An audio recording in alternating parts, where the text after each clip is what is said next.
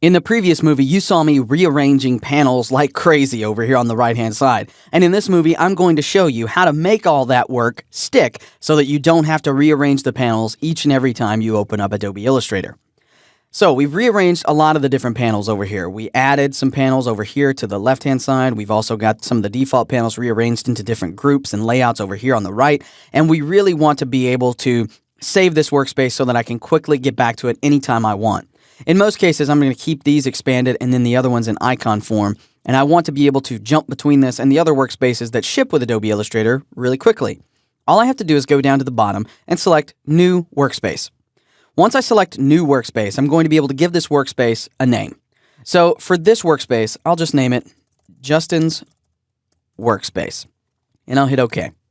And that's going to be called Justin's Workspace right there. Anytime I want to jump in between workspaces, I click this menu, choose something like, let's say, Essentials, and you may notice that nothing happened.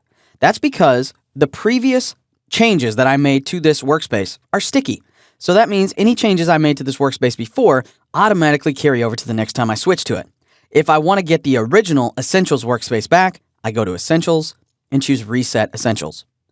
That's going to reset everything into its original layout, just like you see here. If I want to get back to Justin's Workspace, I click Essentials, Justin's Workspace. That's going to bring everything back exactly as I had it before.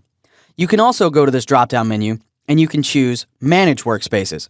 When you go into the Manage Workspaces menu, you will be able to select a workspace, rename it, create a new one, or delete the workspace. So if you have several workspaces you've created over time, you can always go in here and you can remove those or rename them so that they make a little bit more sense.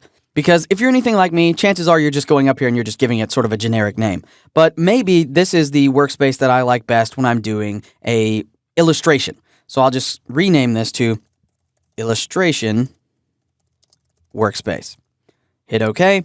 And now that's listed up there at the top. You can see all the rest of them listed down here at the bottom. And then I can always reset it, create a new one, or manage workspaces from there as well. So, as I said before, setting up your own workspace is a very personal exercise, so I highly recommend that you go through the panels in Illustrator. Think about the things that you do most often when you're working on a piece of vector art. Then start to build yourself a workspace. This could take a lot of time. You're not going to finish it in one day. You're not even going to finish it probably in a week or a month. This is something that evolves over time. And as you continue to evolve your workflow and figure out the tools and the panels that you use most often, you will be able to formulate an idea in your head of what your workspace needs to be. In the previous movie, you saw me rearranging panels like crazy over here on the right-hand side. And in this movie, I'm going to show you how to make all that work stick so that you don't have to